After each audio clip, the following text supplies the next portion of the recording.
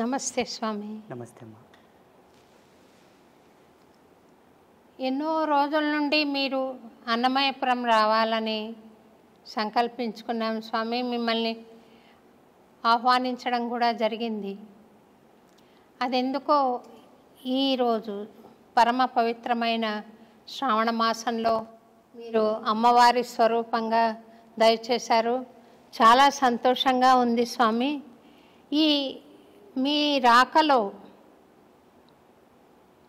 ఇంతకుముందు రాకపోవడానికి ఇప్పుడు రావడానికి ఏదైనా పరమార్థం ఉందా స్వామి? పరమార్థం భగవతేచ్ఛ. ఆ రోజు రావాలని మేము అన్ని ఏర్పాట్లు చేశాము స్వామి. చిన్న కారణం వలన ఆల్ ఇండియా సాధు సంత్ ప్రెస్ ఒకటి మహారాష్ట్రలో ఏర్పాటు చేశారు, ముంబైలో. స్వామి, ఆ మీటింగ్కి వెళ్ళాల్సి వచ్చింది. నేను అక్కడ వెళ్ళడం వల్ల ఇక్కడ రాలేకపోయాను. భగవత్ చింత ఆ రోజు రాలేకపోవడం, ఈరోజు రావడం, ఇది శ్రావణ మాసంలోనే చాలా పవిత్రమైన రోజు ఈరోజు. అది స్వామివారి యొక్క కృప, మనందరి యొక్క సుకృతంగా ఈరోజు ఇక్కడ వచ్చానన్నమాట. స్వామి, మీరు 12 ఏళ్ళు తపస్సు చేశారు అని విన్నాను స్వామి. ఎక్కడ చేశారు? మీ స్వత్సంకల్పమా లేదా ఏదైనా ఎవరైనా గురువు మిమ్మల్ని ఆదేశించారా తపస్సుకి? మొదట నా స్వయం సంకల్పమే. నా సంకల్పమే. మా గురువుగారి యొక్క సపోర్ట్ నాకు బాగా తోడైంది. వారు నాకు ఇచ్చిన శక్తిపాత దీక్ష, మంత్రోపదేశ మహిమ, ఆ మంత్రం యొక్క జపశక్తి అనేది నన్ను సంకల్పము దృఢంగా నిలబడేటట్టుగా చేసి 2011లో మా ఆశ్రమానికి వచ్చి, బిజ్వార గ్రామానికి వచ్చి, అక్కడే సుస్థిరంగానే ఇన్నేళ్ళు తపస్సు చేస్తూ ఇప్పటికి కూడా అదే అనుష్ఠానంలోనే, అదే తపస్సులోనే ఉన్నాను.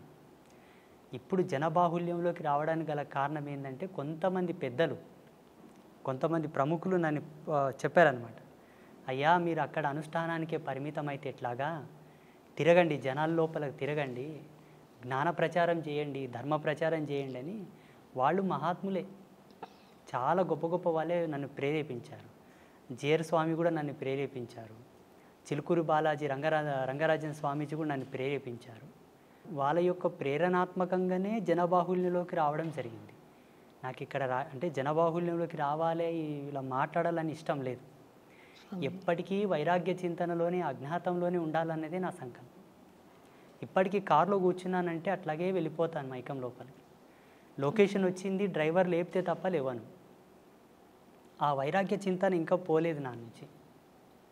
సుదీర్ఘంగా మా స్వగ్రామంలోనే అనుష్ఠానంలో ఉన్నాను నేను. మీ గురువుగారి పేరు చెప్తారా స్వామి ఒకసారి? తప్పకుండా. మనకందరికి సుపరిచితమైనటువంటి పండరిపుర క్షేత్రం, సంత్ రాజారాం కైకాడి మహారాజ్. పండరిపురంలోనే ఒక ప్రసిద్ధమైనటువంటి పీఠం వాళ్ళది ఉన్నది. అవును స్వామి. చాలా గొప్ప పరంపర వాళ్ళది. వాళ్ళు అవధూతలు. మా గురువుగారు అవధూత. వారి చేతనే దీక్షాగ్రహణము, మంత్రోపదేశ సంస్కారం అంతయు వారి చేతనే అయింది నాకు. స్వామి, నేను ఈ ప్రశ్న అడగచ్చో లేదు, మీరు అవధూత స్థాయికి చేరుకున్నారనుకుంటున్నాను. చాలా సంతోషం.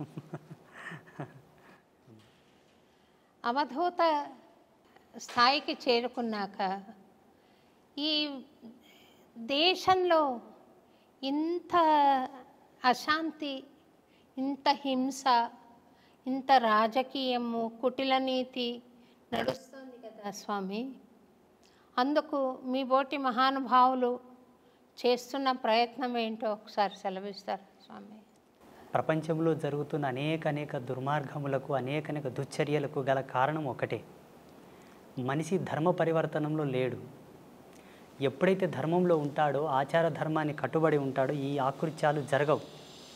ఇది మనకు ధర్మసింధువులో ఋషులు ఆనాడే రాసి ఉంచారు. ఈ ధర్మాన్ని గనక జీవుడు తప్పితే ఎన్ని అఘాయిత్యాలు జరుగుతాయి సమాజంలో, ఎన్ని ఆకృత్యాలు ప్రేరేపితం అవుతాయని ఋషులు ఆనాడే ఉద్ఘాటించి మనకు రాసి ఇచ్చారు.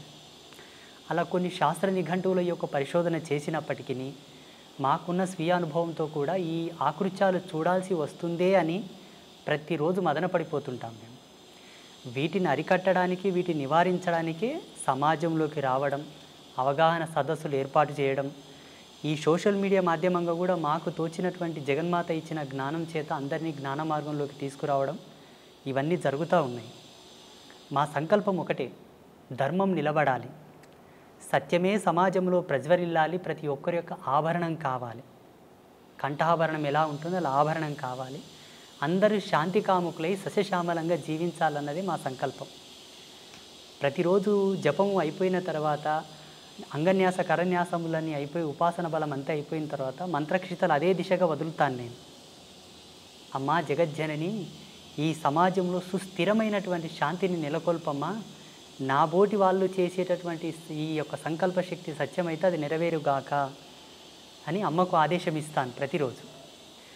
ఆ అమ్మ యొక్క ఆశీర్వాదం, భగవత్ సంకల్పం, భగవంతుడు తలంచిన ఎడల అది ఎంత పని. మేము ఉడతా భక్తిగా ప్రతిరోజు అదే సంకల్పం చేస్తూ ఉంటాం. యజ్ఞం చేసినా, అర్చన చేసినా, భగవత్ కైంకర్యం ఏమి చేసినా కూడా ఉత్తర సంకల్పం అదే. స్వామి, అంబత్రయి క్షేత్రము నేను కూడా దర్శించుకున్నాను. మీరు చక్కటి ఆశీర్వాదం ఇచ్చి పంపించారు. ఆ క్షేత్రం నెలకొల్పాలని మీకు సంకల్పం ఎలా వచ్చింది?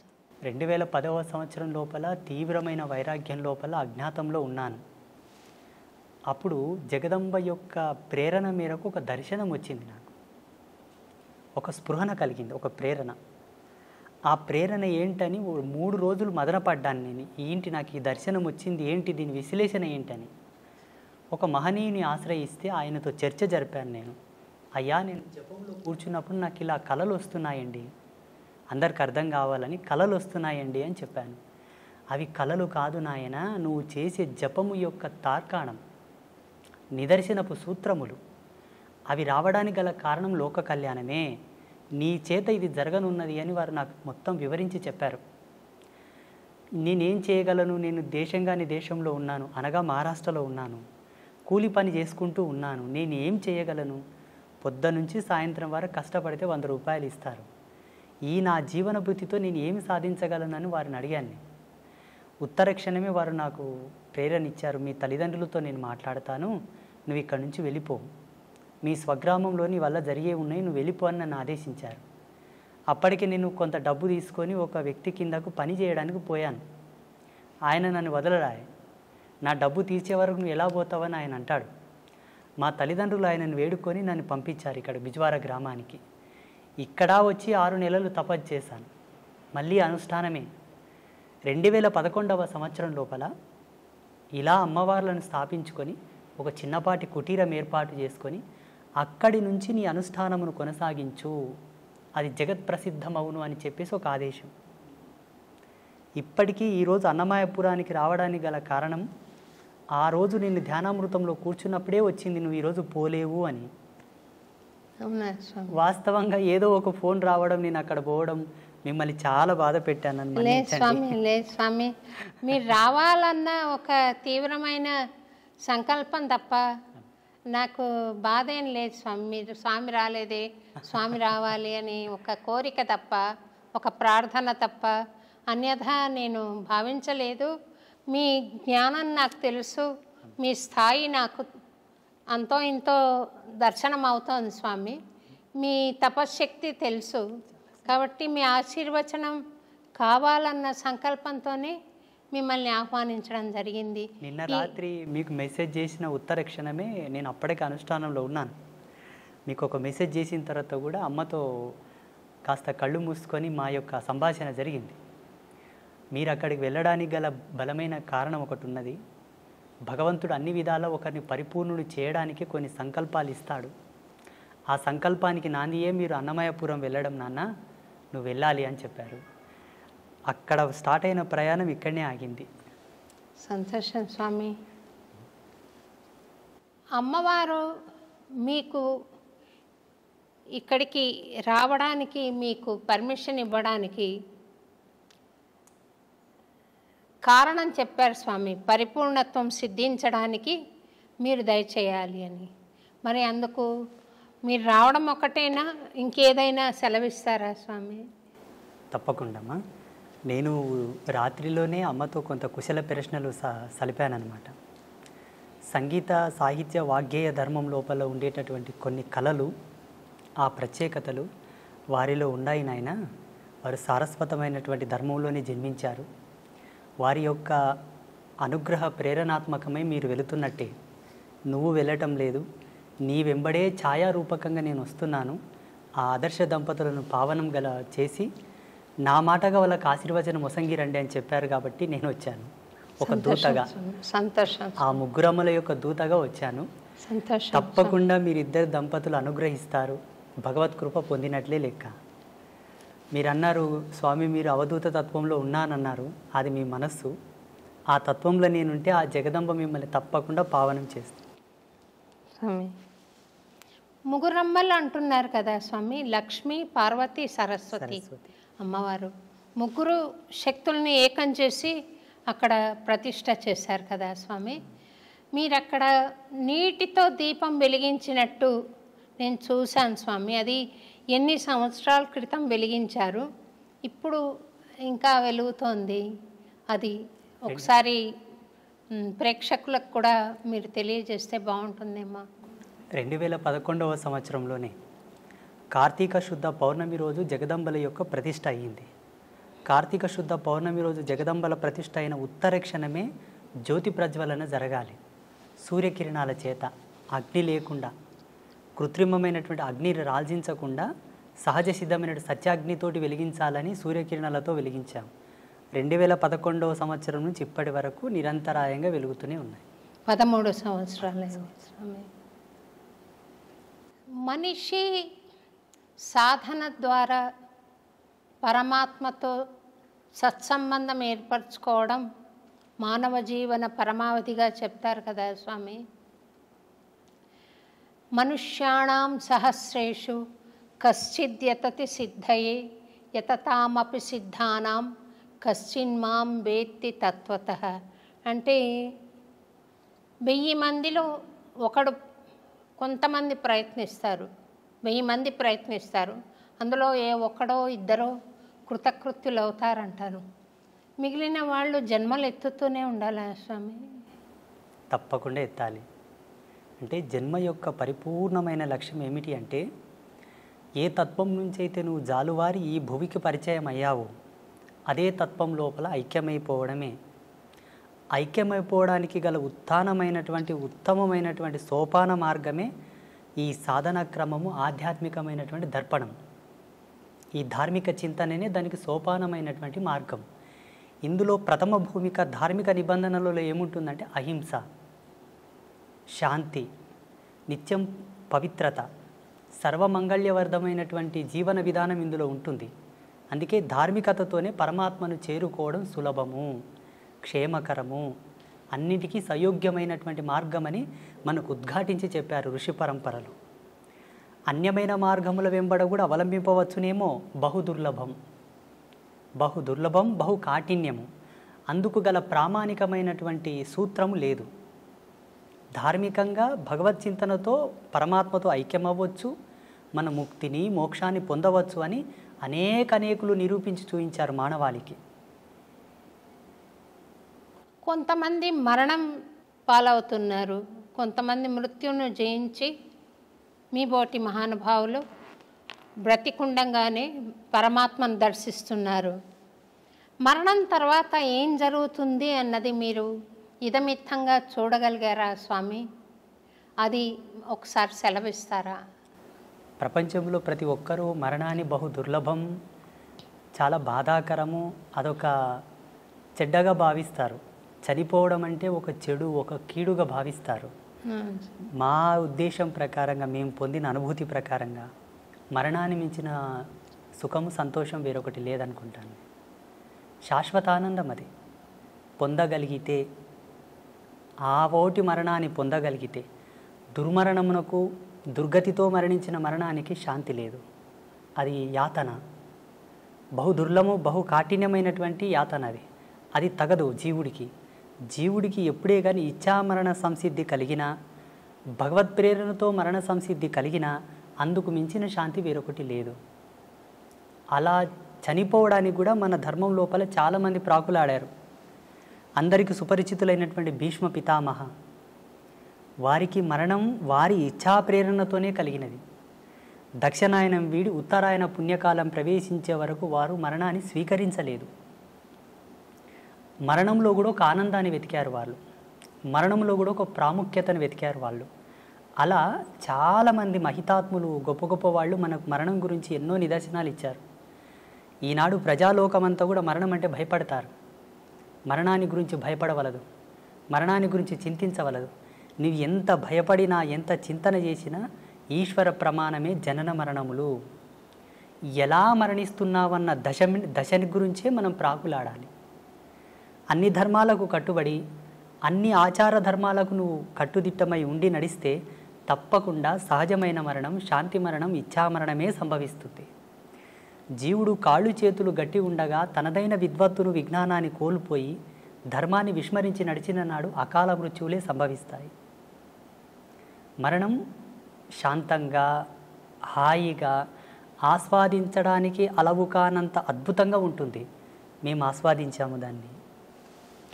జీవుడు మరణించిన తర్వాత ఏమవుతాడంటే, జీవించి ఉండగా తాను చేసినటువంటి ధర్మాన్ని అనుసరించి ధర్మమా అధర్మమా, ఆయన జీవన ప్రయాణం అంతయు కూడా భగవత్ సంకల్పానికి దగ్గరగా ఉన్నదా, దూరంగా ఉన్నదా, ఈ యొక్క బేరీజును పట్టుకొని ఆయన మరణించిన తర్వాత యాతనా శరీరంతో ఉండాలా, లేకపోతే సుఖశాంతులతో ఉండే శరీరంతో ఉండాలనేది డిసైడ్ అవుతుంది. భగవంతుని నమ్ముకొని, భగవంతుని యొక్క సేవ చేసుకొని, భగవత్ తత్పరతతో జీవించిన వాళ్ళు ఎవరు కూడా యాతన అనుభవించలేదు. భావి తరాలలో అనుభవించబోరు, ఇక ముందు ఎవరు కూడా అనుభవించలేదు. ఎవరైతే భగవంతును దూషిస్తున్నారో, హరిభక్తులను, శివభక్తులను, దైవీ తత్పర సంపన్నులను దూషిస్తున్నారో వారికి తప్పకుండా మరణానంతరం బహు దుర్లభమైనటువంటి యాతన ఉంటుంది.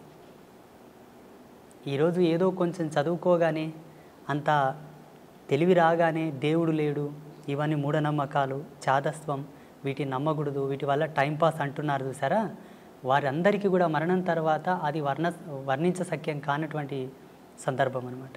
మనిషి శరీరం భౌతికంగా మనం చూస్తున్నాం కదా, అందులో మళ్ళీ ఒక సూక్ష్మ శరీరం ఉంటుంది, ఒక కారణ శరీరం ఉంటుంది, ఒక మహాకారణ శరీరం ఉంటుంది అని చెప్తారు కదా. ఆ నాలుగింటిని విడివిడిగా చూడడానికి సాధ్యపడుతుందా స్వామి? అది యోగ సంధాన కర్తృత్వంతోనే సాధ్యమవుతుంది. ఆధ్యాత్మికమైనటువంటి పూజలు, వ్రతాలు, నోములు, జపతపాదులన్నీ కొన్ని ప్రామాణికమైన సూత్రావళి పైన నడుస్తాయి. జీవుడికి కొన్ని అనుభవాలు తెచ్చిపెడతాయి. మీరు అనుకున్నటువంటి అనుభవాన్ని తార్కికంగా, సాదృశ్యంగా చూడాలనుకుంటే యోగ మూలాలను అవలంబించాల్సి ఉంటుంది. ఇప్పుడు హిమాలయస్లో చాలామంది యోగులు ఉన్నారు. వాళ్ళు మీరు చెప్పినటువంటి ఈ అవస్థలు ఏవైతే ఉన్నాయో ప్రతిరోజు లైవ్లో చూస్తారు. వాళ్ళు సూక్ష్మ, భౌతిక, ఆది భౌతిక, ఆది దైవిక, ఈ నాలుగు అవస్థలను వాళ్ళు సశరీరంగా లైవ్లో ఎప్పటికప్పుడు వాళ్ళు సవరించుకొని చూస్తూ ఉంటారు. వాటికి యోగ మూలాలు అవసరం, కొంత కఠినాత్మకమైనటువంటి తపశ్చర్య కూడా అవసరం వాటి కోసం. ఆ రుచి, అనుభవం, ఆ ప్రేరణ ఉన్నవాళ్ళు చూశారు. తమరు చూస్తుంటారు కదా స్వామి. భగవతి ఇచ్చామ్మా, నాకు ఆశీర్వచనం ఇవ్వండి స్వామి. తప్పకుండా. ఒక రకమైన అనుభూతి కలుగుతోంది, కానీ ప్రామాణికంగా నేను దాని గురించి ఇతరులకు చెప్పలేను. నాకు స్వానుభవైక వేద్యంగా ఉంది. అదేంటో అర్థం కాని తనంలో నేను అనుభవిస్తున్నాను స్వామి. అంటే ఒక బస్సు వెళ్తుంటే ఏ ఊరికి వెళ్తుందో తెలియకుండా ఎక్కి కూర్చుంటే ఆ ఊరు చేరుంటారు వాళ్ళు, కానీ అదేం ఊరు, ఎట్లా వెళ్ళాలి, మధ్యలో వచ్చే దారులేంటి, ఇవేం తెలియదు స్వామి. మీరు నాకేమైనా గైడెన్స్ ఇవ్వగలిగితే ధన్యురాలిని స్వామి. తప్పకుండా. ఇప్పుడు మీరుండేటటువంటి అవస్థ ఏదైతే ఉన్నదో, ఈ వయసుతో, ఈ స్థితితో, ఇది చిట్ట చివరి యొక్క దశకం మీది ఉన్నది స్వామి. ఇప్పుడు ఉండేటటువంటి ఈ దశకంలో మీరు పొందవలసిన జ్ఞానమే, పొందవలసినటువంటి అనుభూతే. జీవుడు చివరి దశకంలో, చివరి తరుణం లోపల ఈ అనుభవాన్ని గనక పొందితే ఆయనకు ఉత్తరోత్తరమైనటువంటి ధర్మాల్లో భగవంతుడు సహాయంగా ఉంటాడు అన్నది కొన్ని శాస్త్రాల్లో చదివాం మేము. మీరు అడుగుతున్నది చాలా సమంజసమైనదే. తప్పకుండా మీకు అది ప్రబోధం నేను చేస్తాను. నేను బెజవాడ కనకదుర్గమ్మ రాత్రిపూట రిక్షాలో కూర్చుని నగరం అంతా చూస్తుంది. ఆ రిక్షావాడు తీసుకెళ్ళాడు. ఒకరి అనుభవాన్ని నేను వీడియో చూశాను స్వామి. అది ఎంత మాత్రం సత్యం అంటారు? అది వాస్తవమే. చాలామంది మన కంచి పరమాచార్య మహాస్వామి వారు కూడా అమ్మవారి గురించి ఎన్నో ప్రత్యక్షమైన సాక్ష్యాలు చెప్పారు. అలాగే చాలామంది జగద్గురువులు కూడా అమ్మవారి యొక్క లీలలు, అమ్మవారు ఒక భక్తుడి యొక్క కోరిక మేరకు రిక్షాలో కూర్చొని నగరమంతా తిరిగేసి మరి ఆ భక్తుడికి మోక్షం ఇచ్చింది, ఆయనను అనుగ్రహించింది అన్నమాట సత్యమే. ఈ అనుభవాన్ని చాలామంది జగద్గురువులు, గొప్ప గొప్ప పీఠాధిపతులు కూడా వర్ణించి ఉన్నారు. చాలామంది మహాత్ములు కూడా వారి సంభాషణలో వీటి ప్రస్తావన చెప్పారు. భక్తుల యొక్క ఉద్ధరణ కొరకు 10 మందికి సాక్ష్యం కావాలి కదమ్మా. ఇప్పుడు ఏదైనా ఒక ప్రత్యక్ష సాక్ష్యం ఉంటేనే నమ్మేటటువంటి జనాలు తయారైనరు. ఇప్పుడు ఈ మధ్యలో కూడా చాలామందికి స్వామీజీలు కూడా అమ్మవారితో చేసిన అనుభవాలు చెబుతూ ఉన్నారు. వారు అక్కడ వెళ్ళినప్పుడు అమ్మవారు వారికి ఇచ్చేటటువంటి దర్శనం, వారితో చెప్పేటటువంటి మాట తీరు అంతయు కూడా సామాన్య ప్రజలకు వర్ణిస్తూ ఉన్నారు, చెబుతూ ఉన్నారు. అది జరిగిన మాట వాస్తవమే, అది జరిగింది. కొన్ని సంవత్సరాల క్రితం నేను ఒక చిన్న వీడియో చూశాను స్వామి.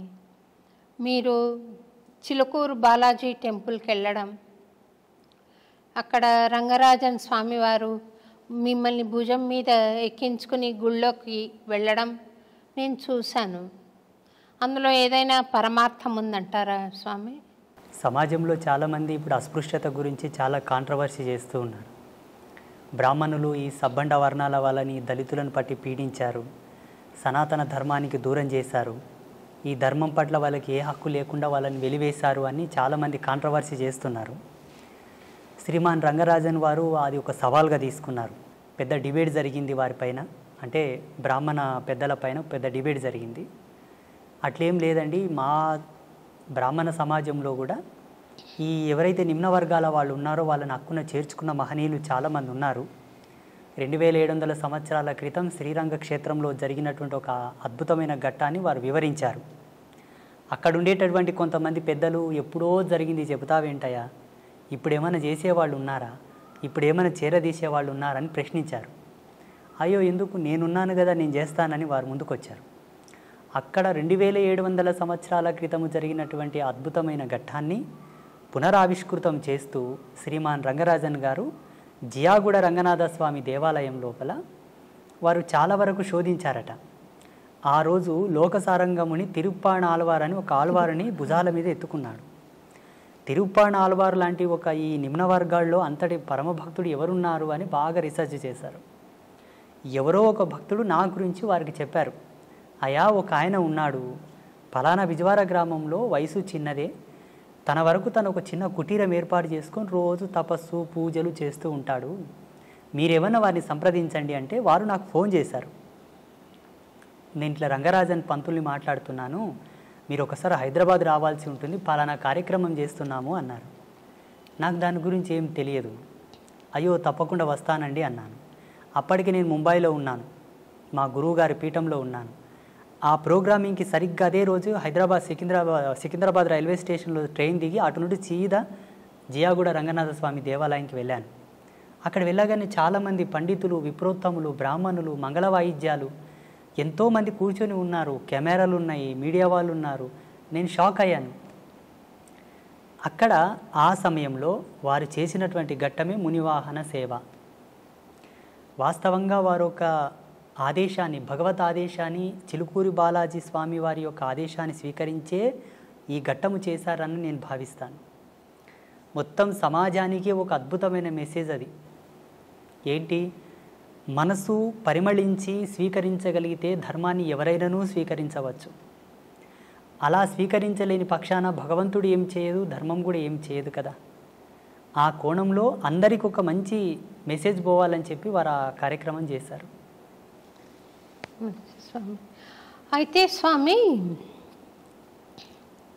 ఒక స్వాముల వారు ఆయన సాధన సంపత్తి ద్వారా జ్ఞాన మార్గంలో ప్రవేశించి ఆయనకు ఆత్మజ్ఞానం కలిగిన తర్వాత ఆయనకు కులతత్వం ఏముంటుంది స్వామి? ఆయన బ్రహ్మర్షితో సమానం కదా స్వామి? ఉండదు. అంటే ఇక్కడ పరమహంస పరివ్రాజక తత్వం పొందినటువంటి మహనీయులకు ఏ విధమైన భేదము, భావన, చింతన, తన మన ఏవి ఉండవు. ఆ బోటి జ్ఞానులు సమాజంలో అందరూ ఉండి ఉంటే ఇంతటి ప్రశ్న, ఇంతటి సమాధానం మనకు అవసరం ఉండేది కాదు. సమాజంలో విభిన్నమైన భావాలు, విభిన్నమైన జీవన విధానాలు, విభిన్నమైనటువంటి ఆలోచన స్థితులతో ఉండేటటువంటి సమాజం ఇప్పుడున్న సమాజం. అందరికీ సమాధానం చెప్పగలిగేటటువంటి క్రియ ఒకటి జరగాలి. అందుకు పరమాత్మనే ఎందుకు ఆహుతి కాకూడదు? ఆ పరమాత్మ యొక్క భక్తుడే ఎందుకు సమిధ కాకూడదు? ఆ సమాధానము జ్వాలల్లో కాలడానికి, ఆ సమాధానపు చర్యకు ఆహుతైనటువంటి జ్వాలగా, ఆ సమిధగానే రంగరాజన్ గారు నేనిద్దరం మారడం జరిగింది. ఇక్కడ ఉండేటటువంటి స్వామీజీకి ఆ భేదము లేదు, అక్కడ ఉండేటటువంటి స్వామికి ఏ భేదము లేదు. కానీ సమాజంలో ఎవరికి కూడా సందేహం లేకుండా, ఏ ఒక్కరికి, పండితుడి నుంచి పామరుని వరకు అందరికీ సమానమైనటువంటి ఒక సమాధాన ప్రేరేపకమే ఆ మునివాహన సేవ. నాలో వాళ్ళు కులము చూడలేదు, నాలో వాళ్ళు వర్గభేదము చూడలేదు. సమాజంలో ఎక్కడి నుంచి అని తీసుకున్నావు అన్న ప్రశ్న వస్తుంది. ఆనాడు తిరుప్పాణాళ్వారు పుట్టినటువంటి కమ్యూనిటీ ఏమిటి? ఈనాడు నువ్వు పునరావృతం చేస్తున్నటువంటి కమ్యూనిటీ వాళ్ళు ఎవరు? ఆయన భాగవతుడా, భక్తుడా, భగవంతుడా, స్వామీజీయా, సన్యాసియా పక్కన పెడితే వర్గీకరణ ప్రకారంగా దృశ్యంతో చూసేవాళ్ళు ఉన్నారు ఇప్పుడు సామాన్యులు. వారి కోరకై నన్ను ఎంచుకొని నన్ను వారు ఆ కార్యక్రమంలో స్వామివారే ముందుకు తెచ్చారు. మీరన్న భావనతో ఎక్కడ కూడా భేదం అక్కడ లేదు, నాలో లేదు, వారిలో లేదు. జనాల కోసం, జనబాహుళ్యంలో అది ఒక మంచి నిర్దేశకం కావాలి కాబట్టి వారు తీసుకోవడం జరిగింది. అంటే ఆదిశంకరాచార్యుల వారు మహాజ్ఞాన సంపన్నులైనా కూడా ఈ చిన్న భేదభావం వారిలో ఇంకా ఉందని సాక్షాత్తు ఆదిశంకరాచార్యుల వారే ఒక చండాలుడి వేషంలో వచ్చి అడ్డొస్తే తొలగమన్నారని. దేన్ని తొలగమంటావు? శరీరాన్ని తొలగమంటావా? ఆత్మను తొలగమంటావా? శరీరం నశ్వరం, ఆత్మ అనశ్వరం కదా, మరి దేన్ని తొలగమంటావు అని పవిత్రమైన ఆత్మన దాన్ని భరిస్తున్న శరీరాన్న అని అడిగాడని చెప్తారు కదా స్వామి, అది సత్యమేనా? సత్యమే. ఇలా శంకరాచార్యుల వారి జీవితంలో ఎన్నో ఎన్నో సాక్ష్యాలు ఉన్నాయి. మనకు సినిమాల మాధ్యమంగా గ్రాంధికంగా ఈ ఒక ఉదాహరణ ప్రాచుర్యంలో ఉన్నది. ఇలా వారి అనుభవంలో చాలా ఉదాహరణలు ఉన్నాయి శంకరాచార్యుల వారి జీవితంలో. అది ఒకటే కాక అటు ముందు కూడా కొన్ని సంఘటనలు వాళ్ళు ఎదుర్కోవడం జరిగింది. ఇప్పటికీ ఎందరో మహనీయులు ఇటువంటి సన్నివేశాలు చూసి ఉన్నారు. రామానుజుల వారి జీవితంలో కూడా ఒక ఘట్టం జరిగింది. రామానుజుల వారి జీవితంలో, మధ్వాచార్యుల వారి జీవితంలో మహనీయులకందరికీ కూడా ఎక్కడో ఒక్క మూలన జ్ఞానపు అంకురము వెలిగించడానికి, పరమాత్మనే తట్టి లేపడానికి కొన్ని సంఘటనలు జరిపించాడు. ఆ చిద్విలాస స్వరూపుని యొక్క లీలలవి, ఆ పరాత్పరుని యొక్క లీలలవి. ఆయననే సామాన్యుడిలా వచ్చి, చండాలుడిలా వచ్చి, నిషిద్ధ కులములో పుట్టినటువంటి ఒక భక్తుడిలా వచ్చి భాగవతులకు, త్రిమతాచార్యులకు కొంతలో కొంత జ్ఞానోపదేశం చేశాడు. అక్కడ జరిగినటువంటి సంభాషణ మూలంగా స్వామివారు, శ్రీ వెంకటేశ్వర స్వామివారు ఆ తిరుమల కొండలపైన ఎందరితోనో ఎన్నెన్నో ఆటలు ఆడాడు, క్రీడలు ఆడారు. చాలామంది భాగవతులతో, పుణ్యాత్ములతో ఆయన క్రీడించాడు, సంభాషించాడు. అందులో సెంచులు ఉన్నారు, దళితులు ఉన్నారు, కొండల్లో జీవించే వాళ్ళు ఉన్నారు, చాలామంది ఉన్నారు. కొన్ని కథలు ప్రాచుర్యంలోకి వచ్చాయి. ఇప్పుడు వేంగమాంబ కానీ, అక్కడ ఉండేటటువంటి ఒక భక్తుడు కానీ, హాతీరాం బాబాజీ కానీ, ఇటువంటి వాళ్ళ గాథలు కొన్ని ప్రాచుర్యంలోకి వచ్చాయి. మరుగున పడిపోయిన చరిత్రలు చాలా ఉన్నాయమ్మా. స్వామి ఎందరెందరితోనో సంభాషించినటువంటి కథలు చాలా ఉన్నాయి. మాబోటి వాళ్ళు వాటిని తెలుసుకొని పసిగట్టి కొందరికి మాత్రం వాటి చెబుతూ, చూడన్న మీరు దేనికి తక్కువ కాదు, శ్రీ వెంకటేశ్వర స్వామి వారే మీ వాళ్ళతో మాట్లాడారయ్యా, మీరు స్వామివారికి పాత్రులే, మీరు స్వామివారిని చేరండి, సేవించండి, వేడుకోండి అని చెప్పేసి చాలామందిని నేను ప్రేరేపితం చేశాను. ఈ ముగురమ్మల మూలపుటమ్మ అంటారు కదా స్వామి, ఆ ముగురమ్మలు ముక్కోటి దేవతలు ఒక్కటైనారు, చక్కని పాపను ఇక్కడ ఉంచారు అన్నారు. ఈ అమ్మలంతా కలిసి అక్కడ ఉన్నారు అని ఒక భక్తుడి భావన. మీరు వెంకటేశ్వర స్వామిలో అమ్మని దర్శించుంటారు కదా స్వామి, అమ్మలో కూడా వెంకటేశ్వర స్వామి కనపడుతూ ఉండాలి కదా. ఈ అభేదత్వం ఉన్నప్పుడు మా దేవుడు గొప్ప మీ దేవుడు గొప్ప అనుకోవడం మూర్ఖత్వం అవుతుందేమో కదా స్వామి. భగవంతుణ్ణి ఎప్పుడైతే భేదంతో చూశావో జీవుడు ఇంకా పరిపూర్ణుడు కాలేదు అని లెక్క. అది సాంప్రదాయికంగా అవనివ్వండి, పీఠ పరంపరానుగతంగా అవనివ్వండి, జీవుడు తరించుటకు పలు మార్గాలు ఉన్నాయే తప్పిస్తే ఉత్తమమైనటువంటి స్థితి చేరడానికి ఉన్నది ఒకటే పరమాత్మ. ఆ పరమాత్మకు ఏ విధమైన రూపభేదము లేదు, లింగభేదము లేదు, వర్గభేదము లేదు, ఏ విధమైన సాంప్రదాయమైనటువంటి భేదము లేదు. జీవుడు తనకు విజ్ఞాన విద్వత్వ ఆవిష్కరణ చెంది తాను కొన్నింటిని పరిగణలోకి తీసుకున్న తర్వాత కొన్ని కట్టుదిట్టమైన ఆచారాలను ఏర్పాటు చేసుకున్నాడు. వారి యొక్క ఆశ్రమ ధర్మాలు, పీఠ పరంపరానుగతంగా వచ్చేటటువంటి సూత్రాలను పట్టుకున్నారు. భగవంతునికి అవి ఎన్నడి కూడా చెల్లవు. నేను స్వామివారిలో అమ్మని చూస్తాను, అమ్మలో స్వామివారిని చూస్తాను, స్వామివారిలో శివతత్వం చూస్తాను, శివతత్వంలో స్వామితత్వం చూస్తాను, భక్తుడిలో భగవంతుని చూస్తాను, భగవంతునిలో భక్తిని చూస్తాను, ఉపాధి యోగ ధర్మాన్ని అనుసరించి. అట్టి జ్ఞానాన్ని పొందిన వాళ్ళు ఎవరు కూడా ఎరుక దృష్టితో చూసే వాళ్ళు ఎవరు కూడా భేదం చూపరు. నేను శ్రీ వెంకటేశ్వర క్షేత్రానికి ఎప్పుడు వెళ్ళినా అక్కడ పరమాత్మను దర్శించేటప్పుడు నా అంతరాత్మలో జగదంబనే ఉంటుంది, సాదృశ్యంగా స్వామి ఉంటాడు. నేను మా పిల్లలకు, మా శిష్యులకు అందరికీ ప్రబోధం చేశాను. ఆ జగజ్జనని జగన్మాత ఆ లలితా పరమేశ్వరే నాకు గోచరించింది నాయన అని చెప్తూ ఉంటాను నేను. ఒక్క త్రుటి కాలమునందు మరి యథాతథంగా స్వామివారే గోచరిస్తారు. అది నా గురి, నా యొక్క తాపసికమైన గురి ప్రతిరూపకంగా అక్కడ అమ్మను దర్శిస్తాను నేను. సంతోషం స్వామి. స్వామి, కొంతమంది మహాభక్తులయ్యి ఉండి కూడా సాధన ఎంతో జరిగినా కూడా వారు కొన్ని దశల్లో కొన్ని విపత్తులను అనుభవిస్తూ ఉంటారు. అది వాళ్ళు ఇది వద్దనుకున్నా కూడా అది పోయే స్థితి ఉండదు, ఒక పని చేయాలనుకున్నా చేసే స్థితి ఉండదు. అదేమన్నా చేతబడా స్వామి? ఇక్కడ మనము భగవంతుడు వారిని విశేషంగా అనుగ్రహించబడ్డప్పుడు ఇటువంటి తుచ్చమైనటువంటి ప్రయోగములు వాళ్ళ మీద జరగవు. ఉదాహరణకు ఈ దేశానికి ఒక హోమ్ మినిస్టర్ ఉంటాడు. దేశానికి home minister, central home minister. ఆ సెంట్రల్ హోమ్ మినిస్టర్కి పోలీసు బందోబస్తు కొదువ ఉంటుందా? మీరు చెప్పండి, ఉంటుందా? ఉండదు. ఉండదు. భగవంతుడంటే అనిర్వచనీయమైనటువంటి శక్తి, దేని కొలతలతో కొలవలేనిది. తాంత్రిక విద్యలు, క్షుద్ర విద్యలకు కొలత ఉన్నది, లిమిట్ ఉన్నది. క్షుద్ర విద్యలు ఒకరి మీద ఆపాదం కావడానికి, ప్రయోగం కావడానికి, వారి మీద ప్రభావం చూపడానికి లిమిట్ ఉన్నది. భగవత్ చైతన్యానికి లిమిట్ లేదు, కొలత లేదు, అపరిమితం, అది అనంతం, అవ్యాజ్యము. అట్టి కృపను పొందిన మన పైన అటువంటి ప్రయోగాలు జరగవు. అయితే కొంతమంది పుణ్యాత్ములు, పుణ్యచరితులు, గొప్ప గొప్ప భక్తులు కూడా కొంత సమయం వరకు కలిమాయలో పడవలసి వచ్చి కొన్ని తప్పులు చేశారు, కొన్నింటికి ప్రలోభపడ్డారు, స్త్రీ వ్యామోహితులయ్యారు, డబ్బుకు వ్యామోహితులయ్యారు, రాజకీయంగా వాళ్ళు కలిసి కొందరి చేత అవమానాలు పడ్డారు. చాలామంది గొప్ప గొప్ప పీఠాధిపతులు అనుకోండి, స్వామీజీలు అనుకోండి. వీటికి వారి యొక్క స్వయం జన్మకర్మ సంభవము. ఎవరు?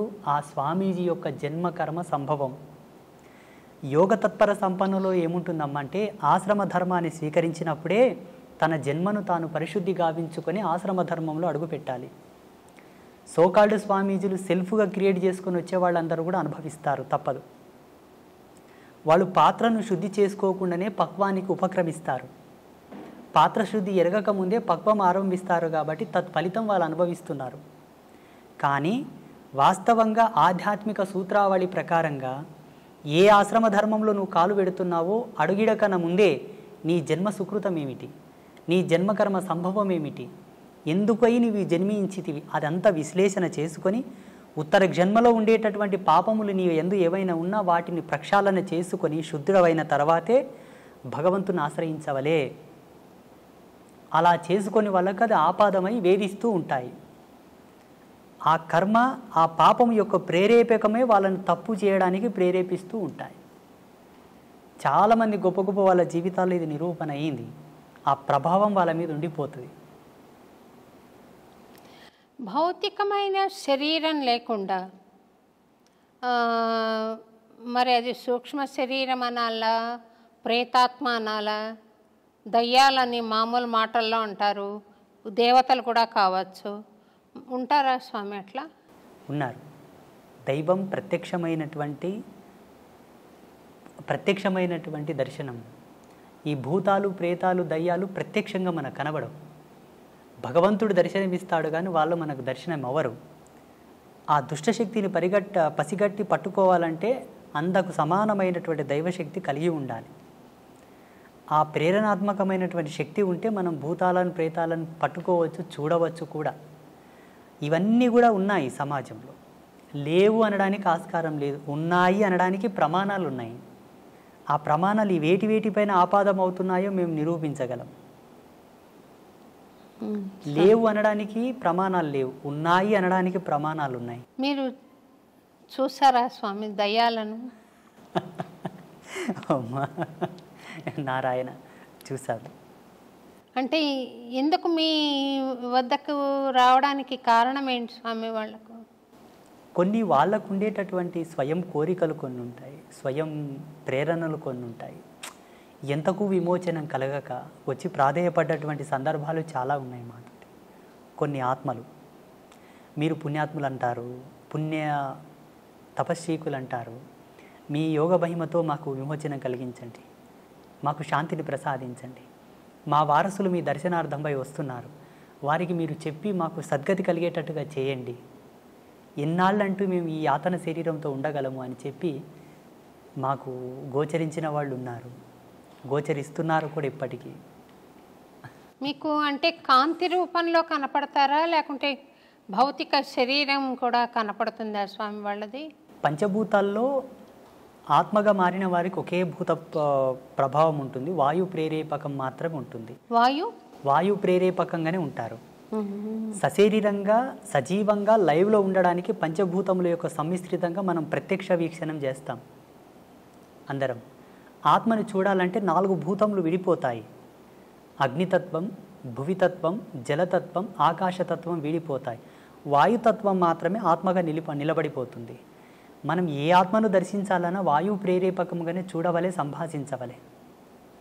ఇక్కడ మీరు దయ్యాలు, భూతాలు, ప్రేతాలు మీకు కనబడతాయా గురూజీ అని అడిగారు కదా. పంచభూతాల మీద అంతో కొరతో కాస్తో కొరతో జ్ఞానం ఉండి పట్టు ఉన్న వాళ్ళకే వాటిని పట్టుకోవడానికి ఒక విఘ్నత ఉంటుంది, లేకపోతే ఉండదు. అంటే వాటి అనుభూతి కలుగుతుందా, లేకపోతే చర్మచక్షులతో చూడగలుగుతామా? చర్మచక్షులతో చూడొచ్చు, అనుభవైకంగా తీసుకునే వాళ్ళు కొంతమంది ఉంటారు. లైవ్లో చర్మచక్షులతో వాళ్ళని చూస్తూ ఒక షాడో, ఒక నీడలాగా, ఒక వాయు యొక్క కేంద్రకంగా ఒక ఆకారంలాగా మనం చూసి మాట్లాడడం కూడా జరుగుతుంది.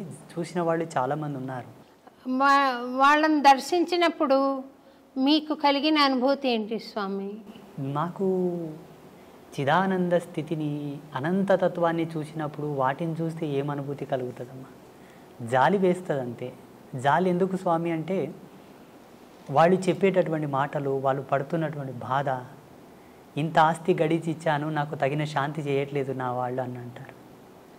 నాకు ఇంకయూ సద్గతి కలగలేదు, నా వారసత్వం అనే వ్యామోహం లోపల ఇంత కష్టపడి నేను అన్నీ చేసి ఇచ్చాను, నా మరణానంతరము నాకు సరి అయిన పూజలు చేయక, నాకు సద్గతిని కల్పించక ఇంకయూ నన్ను బాధ పెడుతున్నారు స్వామి అని వేడుకున్నప్పుడు ఎవరికైనా జాలి కలుగుతుంది కదా.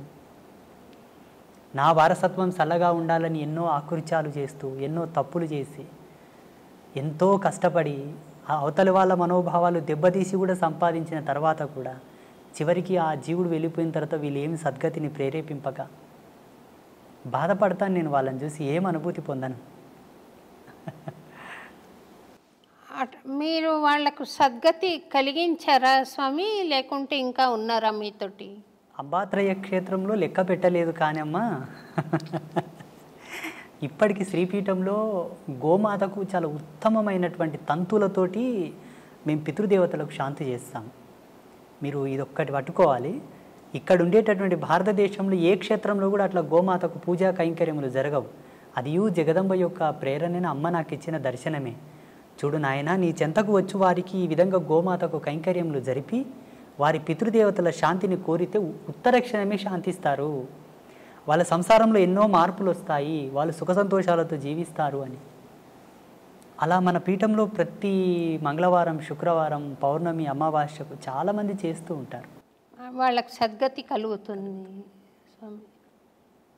మీరు దయ్యాలకే సద్గతి కలిగించినప్పుడు నేనేదో భక్తిగా ఉన్నాను కదా స్వామి, నాకు ఆశీర్వచనం ఇవ్వండి, ప్రసాదించండి. తప్పకుండా. అంటే మీకు ప్రత్యేకంగా నేను ఇవ్వవలసిందైతే ఏమీ లేదు. ఒక్కటి ఇవ్వగలను, ఒకటి మాత్రం ఇవ్వగలను. చెప్పండి. ఆ పరమేశ్వర యొక్క ఆశీర్వాదంతో, భగవంతుని కృపతోటి ఆల్రెడీ మీరు ఈశ్వర ప్రీతిని పొంది ఉన్నారు, భగవత్ కృపను పొంది ఉన్నారు, మీరు ఉత్తమమైనటువంటి ధర్మంలోనే ఉన్నారు. ఇందులో ఏ సందేహం లేదు. అంటే ఇంతకుముందే మనం కాఫీ తాగాము చిన్నగా. కాఫీ తాగిన తర్వాత కూడా దాని రుచిని కోరుతున్నట్టున్నది మీరు. మీరు కోరకనే కోరి ఉన్నారు, కోరినను దాన్ని కోరనట్లుగానే భావించి మీరు కోరినటువంటి దాన్ని ప్రసాదించడానికి నేను అనుగ్రహిస్తాను. ఈ కెమెరా ముందు వద్దు, అందరు పట్టుకుంటారు మళ్ళీ దాన్ని. అమ్మా స్వామి, అన్నమాచార్యుల వారు 32,000 కీర్తనలు స్వామి మీద రాసిన మహానుభావుడు స్వామి. ఆయనకు 16వ ఏట స్వామి దర్శనమైంది. అప్పుడు స్వామి ఆయనను, నీ తల్లితో పాటు నీ స్వగ్రామానికి వెళ్ళిపో, తాళ్లపాకకి, నువ్వు పెళ్లి చేసుకో అని ఆదేశం ఇచ్చాడని, రోజుకొక సంకీర్తన తక్కువ కాకుండా నా మీద పాడు నువ్వు అని చెప్పాడని చరిత్ర చెబుతుంది స్వామి. ఆ దర్శనం భౌతికంగా అన్నమాచార్యుల వారు చూసారా, లేక జ్ఞాన జ్యోతి స్వరూపమా? ఎటువంటిది స్వామి? నేను సీరియల్ ఒకటి 6 ఎపిసోడ్లు తీశాను స్వామి. సాక్షాత్తు వెంకటేశ్వర స్వామి వచ్చినట్టుగానే చూపించాలి ఇంకా ప్రేక్షకులకి. కానీ ఎటువంటి స్వరూపం అది? ఇట్లా నడుచుకుని వచ్చి ఇలాగే నిలబడ్డా, లేకుంటే కాంతి నిలబడిందా? ఈయన చూసి ఆనంద పరవశం అయ్యాడు కదా, ఏమిటి ఆ తత్వం అని అనుకుంటున్నాను స్వామి. భగవత్ అంశతో పుట్టిన వాళ్ళు, కారణజన్ములు ప్రత్యక్షంగా మనం ఎలా ఉన్నామో అలాగనే భగవంతుడు దర్శిస్తారు. అది కారణజన్ములకు మాత్రమే సాధ్యం, మిగతా ఎవరికి సాధ్యం కాదు. మిగతా వాళ్ళని మనం చూసుకున్నట్లయితే పరిగణలోకి మీరు అన్నట్టుగానే జ్ఞానరూపకంగా వాళ్ళని చూడవచ్చు, భావరూపకంగా తన్మయత్వం చెంది చూడవచ్చు. ఒక ప్రకాశముగా, ఒక జ్యోతి వలె, ఒక కాంతి వలె కూడా చూసి ఆయననే పరమాత్మని వాళ్ళ అభిప్రాయపడవచ్చు. మీరన్నటువంటి అన్నమాచార్యులు ఎవరైతే ఉన్నారో, త్యాగరాజస్వామి, అన్నమాచార్యులు, కాళిదాసు లాంటి వాళ్ళందరూ భగవంతుని చక్షువులతో చూశారు, మాంసనేత్రంలో ముద్దతోనే చూశారు. ఇందులో సందేహం పడడానికి ఏం లేదు, మనకు అనుమానం పడడానికి కూడా ఏమీ లేదు. ఒకవేళ మన అనుభవానికి అది రాకపోవడం వల్ల అనుమానిస్తున్నామేమో. నాకు భావగోచరం ఉంది స్వామి, అంటే మీరు అర్థం చేసుకోగలుగుతారు.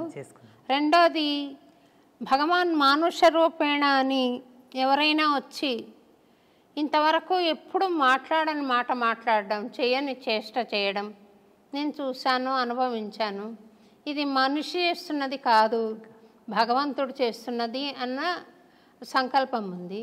అయితే నేను ఆ మహాభక్తులందరూ చూసినట్టుగా స్వామి ఫ్లెష్ అండ్ బ్లడ్లో వచ్చి నిలబడిన దర్శనం నాకు అవ్వలేదు స్వామి. పాట పాడుకుంటున్నప్పుడు ఒక లౌకిక ఆనందం, ఒక లౌకిక అనుభూతి కలుగుతుంది. ఇంత శరీరం ఉండి కూడా ఈ స్పృహ ఉండదు. అంతవరకు నాకుంది, కానీ నేను స్వామిని భౌతికంగా చూడలేదు స్వామి. పరమాత్మని భౌతికంగా చూడాలన్న కోరిక ప్రపంచంలో అందరికీ ఉంది, జిజ్ఞాసులకు అందరికీ ఉన్నది ఈ కోరిక. నేను యావన్ ప్రజాలోకానికి మీకును ఒక సందేశం ఏమి ఇవ్వదలుచుకున్నానంటే, భగవంతుని ఇలా ప్రత్యక్షంగా మనం చూడాలనుకుంటే మనలాగే అందుకు సరి సమానమైనటువంటి ప్రమాణము మనలో ఉండగలగాలేమో నా అభిమతం ఇది. ఎలా? సంస్కారవంతమైన సంస్కరణతో కూడుకున్నటువంటి జన్మ అయి ఉండవలే లేదా ఆయన ప్రేరణతో పుట్టినటువంటి కారణ శరీర జన్మనైనా ఉండి ఉండవాలి. ఈ రెండిట్లో ఏ ఒక్కటి ఉన్నా ఆయనతో మనం కుశల ప్రశ్నలు వేయవచ్చు, సంభాషించవచ్చు, మాట్లాడవచ్చు. అందుకు సరిసమానమైనటువంటి ధర్మం మనం ఉండగలగాలి, పాత్రత ఉండగలగాలి. అయితే ఇది చాలామంది ప్రేక్షకులు కానివ్వండి, మీరు కానివ్వండి ఏమనుకుంటారంటే, ఆ సందర్భం ఎప్పుడు, ఎలా వస్తుంది, ఎన్నవ ఏట వస్తుంది, ఎన్ని సంవత్సరాల తర్వాత వస్తుంది, ఏవి చేస్తే వస్తుంది అని అంటుంటారు. నేను నమ్మిన ధర్మం ప్రకారంగా, జగదంబ నాకు ఇచ్చిన జ్ఞానం ప్రకారంగా, ఎన్నో విద్యలతో, మంత్రతంత్రాలతో, యోగమూలాలతో, ఎన్నింటితో వేదాధ్యయన సంధానముతోటి కనుక మనం చేరలేము, ఒకదానితో చేరవచ్చు. మంచి సత్ప్రవర్తన, సత్యశీలత ధర్మము, మంచి భక్తి, నిష్కల్మషమైనటువంటి భక్తి ఉంటే చాలు. అది అన్నమాచార్యుల వారి యొక్క మనసులో ఉన్నది కాబట్టి భగవంతుడు వచ్చి మాట్లాడాడు. ఏ విధముగానంటే, దగదగ మెరిసే కనకమును పక్కన పెట్టిన అయస్కాంతం ఇనుమును మాత్రమే పట్టుకుంటుంది, కనకమును పట్టుకోదు. ఎందుకు పట్టుకోదు? బంగారు స్వభావం. బంగారు దేదీప్యమానంగా వెలుగుతూ ఉన్నా ఏ ప్రకాశం లేని ఇనుమును మాత్రమే అయస్కాంతం పట్టుకుంటుంది, కనకమును పట్టుకోదు. ఎందుకు పట్టుకోదు? మన రాజసము, మన దర్పణము, మన మేడలు, మన బంగ్లా, మన కార్లు, మన బ్యాక్గ్రౌండ్ అంతా కూడా అక్కడ అయస్కాంతం కనకమును పట్టుకున్నట్లనే మనల్ని భగవంతుడు పట్టుకోడు. కాంతి లేకున్నను గుణధర్మాన్ని బట్టి అయస్కాంతం ఇనుమును పట్టుకున్నట్లనే భక్తుడి యొక్క చిత్తశుద్ధిని, స్వామి భక్తిని, సత్యనీరతిని, ఆయన సత్యశీలతను పట్టుకొని భగవంతుడు దిగివచ్చి వాళ్ళతో మాట్లాడతాడు, కౌగిలించుకుంటాడు. పండరిపుర క్షేత్రంలో సతీ సక్కుబాయి, తుకారం, నామ్దేవ్, ఏక్నాథ్ వీళ్ళందరూ కూడా భగవంతునితో కూర్చొని మాట్లాడారు. ఆయనకు గోరుముద్దలు తినిపించారు పాండురంగానికి. అక్కడ సజీవ సాక్ష్యాలు ఉన్నాయి పండరిపుర క్షేత్రంలో ఇప్పటికీ. నాకు ఆ యోగం ఉందా స్వామి? పరమేశ్వరి ఇచ్చా. ఈ కెమెరాల ముందు అవి మనం చెప్పకూడదు. నేను చెబుతాను మీకు ఆ యోగం ప్రసాదించుటకు మీరు చూసుటకు గల భాగ్యం ఏంటన్నది ఇది ఆఫ్ అయిన తర్వాత చెప్తాను. నాకు ఇంతవరకు అయితే ఆ స్వామి నా తండ్రి కొడుకుగా భావించుకుంటాను స్వామి. మనకు గీతాచార్యుడు ఒక ప్రమాణం ఇచ్చాడు. అర్జున, చూడగలిగిన వారు ఎవరైనాను నన్ను చూడవచ్చు, చూడగల మనసుంటే చాలు, చూడగలగాలని ఒక ఆశ ఉంటే చాలు, అలా చూడవచ్చు అని. అప్పుడు ధృతరాష్ట్ర మహారాజు ఒక మాట అన్నాడు, ప్రభు నాకు చూసుటకు యోగ్యత లేదు, నేను అంధుడను, నాకు చూపించండి తండ్రి అంటే తన శక్తిని ధృతరాష్ట్రునికి ఇచ్చి పరమాత్మ దర్శనం చేయించాడా లేదా? మీరు కోరుతున్నది ఒక ధర్మమే. ఇచ్చు యోగ్యులు ఎవరున్నానో మీకు ఆ ప్రసాదం ఇవ్వగలరు, ఆ దర్శనం చేయించగలరు. మీ అనుభవంలో అది చూసి ప్రజాలోకానికి మీరు మెసేజ్ ఇవ్వండి. ఫలానా శ్రీ శ్రీ శ్రీ ఆదిత్య పరాశ్రీ స్వామి నా జీవితంలో నేను కోరగా భగవంతుని నాకు దర్శనం గావించాడు అని మీరు సెలవియ్యండి. తప్పకుండా చెప్తాను స్వామి. ఇన్ని కెమెరా సాక్షిగానే ఇన్ని మంచి మంచి విషయాలు తెలుపుతున్నారు కదా స్వామి, తెలియజేస్తున్నారు. నేను చెప్పేది అవసరమా? వాళ్ళు నేను తెలుసుకుంటున్నానని చెప్పకనే తెలుసుకుంటున్నారు. కానీ నాకు దర్శనమైనప్పుడు మటుకు తప్పకుండా తెలియజేస్తాను స్వామి. నేను ఈ కెమెరా ఆఫ్ అవ్వగానే అందుకు సంబంధించిన మూలాలు నేను వివరిస్తాను మీకు. మీరు తప్పకుండా చేసుకుంటారు అన్న నమ్మకం నాకుంది. సంతోషం స్వామి. మీ లక్ష్యంగా అది మిగిలిపోయి ఉన్నది. స్వామివారు మమ్మల్ని ఇక్కడ పిలిపించారని నేను భావిస్తున్నాను. సంతోషం స్వామి. ఈ ఏమాత్రము భయము భక్తి లేకుండా నాకు ఇక్కడ కన్నా అక్కడ డబ్బు ఎక్కువ వస్తుంది, అక్కడ కన్నా అక్కడ డబ్బు ఎక్కువ వస్తుందని కొంతమంది స్వామి సేవకులు ప్రవర్తిస్తూ ఉంటారు స్వామి. నాకు ఒక స్టూడెంట్ ఆ అమ్మాయి అడిగింది, స్వామిని చూసి భయపడలేదా స్వామి మేడం వాళ్ళు అని. ఎందుచేతనని ఇట్లా భగవంతుడు ఒక వ్యాపార వస్తువు అయిపోయినాడు, ఎందుచేత వాడి సంకల్పం ఉంటే అది జరగదు కదా స్వామి. ఇట్లా ఎందుకు, అలాంటి వాళ్ళ పూజలు ఎందుకు, అలాంటి వాళ్ళ అర్చనలు ఎందుకు ఆయనకు? ఆయన అనుకుంటే మంచి వాళ్ళని ఏర్పాటు చేసుకోలేరా?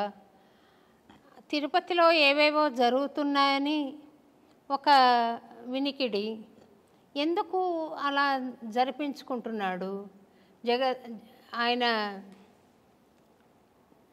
జగజ్జనకుడు, యావత్ ప్రపంచానికి చక్రవర్తి, విశ్వానికి చక్రవర్తి. ఆయన అనుకుంటే చేయలేనిదేముంది స్వామి? ఎందుకు ఈ జగన్నాటకము ఆడుతున్నాడు? దీనికి ఏమైనా పరమార్థం ఉందా? ఈ సృష్టికి ఒక కారణం ఉందా? ఎందుకు ఇలా జగన్నాటకం సాగుతోందనే దానికి. సమస్త జీవరాశుల యొక్క దాహం తీర్చేది జలము, నీళ్లు. శుద్ధమైనటువంటి నీళ్లతో కూడుకున్న ఒక కొలను ఉన్నది. ఆ కొలనులో అందరూ దాహం తీర్చుకోవలసినని ఒక అవకాశం ఉన్నది. మిగతా జీవరాశులు, మానవాళి అంతా కూడా. అందులో బుద్ధిమంతులు తగినన్ని నీళ్లు తాగి పక్కకు వస్తారు. అజ్ఞానులు నీళ్లు తాగుటయే కాక కాళ్ళు చేతులు కడుక్కుంటారు. మూర్ఖులు కాళ్ళు చేతులు కడుక్కోవడం కాకుండా దాంట్లో ఈత కొడుతూ ఆ నీళ్లను ఒండ్రు చేసేసి ఎవరికి తాగకుండా పనికి రాకుండా చేసేస్తుంటారు. దానికి తగినటువంటి పరిణామం కూడా వాళ్ళు అనుభవించాలి, తప్పదు. ఇది జగత్ సత్యం. ఈ ప్రపంచంలో ఏ అవస్థతోనైనా దేనితోనైనా ఆడుకోనవచ్చును, ఏ బంధంతోనైనా ఆడుకోనవచ్చును, కానీ భగవద్బంధంతో ఆడుకోకూడదు. భగవంతుడు ఆట కాదు, అనుభూతి. భగవంతుడు వ్యాపారం కాదు, పరమ భక్తి. అక్కడ వ్యాపారం మొదలైంది, ఆట మొదలైందంటే జీవితానికి వచ్చేటటువంటి అనర్థాన్ని కూడా అనుభవించాలి. జాగ్రత్త, ఇది సత్యం. ఆ మాత్రం విషయ జ్ఞానం లేకుండా ప్రవర్తిస్తున్నారంటే వారు కలియుగంలో ఉన్న రాక్షసులే, ఈ కలియుగంలో నడయాడుతున్న రాక్షసులు. భగవంతుడు దిగివచ్చి వాళ్ళకు జ్ఞానం చేసి వాళ్ళని సన్మార్గంలోకి తీసుకురావచ్చు కదా స్వామీజీ అని మీరు అనుకునవచ్చును. భగవంతుని శక్తిని ఈ పామరులతో తూలనాడబడదు. వాళ్ళకు జ్ఞానం కలిగించి వాళ్ళని యథాతథంలోకి తీసుకురావడానికి భాగవతులు ఉన్నారు. ఆయన సేవతో ఆయన నామాన్ని ప్రచారం చేస్తున్నట్టు పుణ్యాత్ములు ఉన్నారు. వాళ్ళు తీసుకురావాలి. వాళ్ళ చేత కాని సందర్భంలో అప్పుడు భగవంతుడు తిరిగి వస్తాడు. స్వామి సేవకులం మేము ఉన్నాము కదమ్మా. ఫస్ట్ దూతలు వెళ్తారు నేరస్తునికి. దూతలు వెళ్ళి ఆ నేరం యొక్క సమాచారం చెప్పి తీసుకొని వస్తారు రాజు చెంతకు. ఆయన రాకపోతే రాజు దిగి వస్తాడు. ఇప్పుడు తిరుమల క్షేత్రంలో జరుగుతున్నటువంటి ప్రతి అనర్థము అక్కడ వాస్తవంగా చాలా తప్పులు జరుగుతున్నాయి. తిరుమలలో చాలా వికృతాలు కూడా జరుగుతూ ఉన్నాయి. ఎటువంటివి జరుగుతున్నాయి అంటే మాలాంటి ధర్మపరులు కూడా అక్కడ వెళ్ళడానికి ఆలోచించాల్సి వస్తుంది. ఇప్పుడు ప్రస్తుతం మొన్ననే వెళ్ళొచ్చాను నేను. ఇవి జరగడానికి గల కారణం ఏంటంటే రాజకీయ దౌర్బల్యం. స్వామివారికి రాజకీయపు హక్కులు కలిగించారు కాబట్టి అక్కడ ఇవి జరుగుతూ ఉన్నాయి. అవి తొలగాలి. 2, మనకుండేటటువంటి శ్రీ వైష్ణవ పరంపరకు ఉండేటటువంటి స్వాములందరూ కూడా మౌనంగా కూర్చోవడం తగదు. స్వాములందరూ, పీఠాధిపతులందరూ కూడా మౌనంగా ఉన్నారు. అది తగదు. అది వాళ్ళు అలా ఉండడం చేత వీళ్ళు విజృంభిస్తున్నారు. ఎంతకు భగవంతుని యొక్క త్రిపుండ్రములను ధరించి భగవంతుని యొక్క నామాన్ని చెప్పుతున్న మనకు ఆయనను రక్షించుకునే హక్కు మనకు ఉంటుంది. మన తల్లిదండ్రుల మీదకి ఎవరన్నా వస్తే మనం ఊరకుంటామా? ఊరక ఉండము కదా, తిరగబడతాం. అతడు సర్వులకు తండ్రి. ఆ తండ్రిని దిగివచ్చి ఈ పామరుల మీద పోరాటం చేయి వాళ్ళని మార్చడం కూడా ధర్మం కాదు. మనం ఉన్నాం, మనం ప్రశ్నిద్దాం, పోరాడదాం. ఆ బాధ్యతగా ఆ దిశగా కొన్ని సంఘాలతో నేను మాట్లాడి, హిందూ ధార్మిక సంఘాలతో నేను మాట్లాడి, అయ్యా తిరుమలలో ఇవి జరుగుతూ ఉన్నాయి, కొంత మీరు మాట్లాడండి, మీ ఫౌండేషన్ ద్వారా మాట్లాడండి, మీ యొక్క సంఘం ద్వారా మీరు మాట్లాడండి. ఈనాడు మాట్లాడిన మాట ఒక మహావృక్షం అవుతుంది భావితరాలలో అని చెప్పేసి మొన్న రీసెంట్గా చాలామంది నేనే పురమాయించడం జరిగింది. అవునా స్వామి? ఇప్పటికీ నేను అక్కడ తిరుమల వెళ్ళినప్పుడు స్వామివారిని చూసిన వెంబడి అక్కడ ఏమి పొరపాట్లు జరుగుతున్నాయో పట్టుకుంటాను నేను. భక్తులకు కానీ, పుష్కరిణిలో కానీ, స్వామివారి సేవలో కానీ ఆచార్య సమూహం చేసేటటువంటి తప్పులు కూడా పట్టుకుంటాను నేను. జగదంబ ఆ జ్ఞానం ఇచ్చింది కాబట్టి స్వామివారి ఆ బాధ్యత మాలాంటి వారి యొక్క మదిలోకి తీసుకొస్తాడు. దైవం మానుష రూపేణ అని మీరే అన్నారు కదమ్మా. సమబుద్ధితో పోరాటం భగవంతుడు చేయవలే. ఇక్కడ ఉండేటటువంటి మానవుని శక్తి భగవంతుని శక్తి సమమా? కాదు. ఆయన పోరాడవలసింది, కాపాడవలసింది చాలా ఉంది.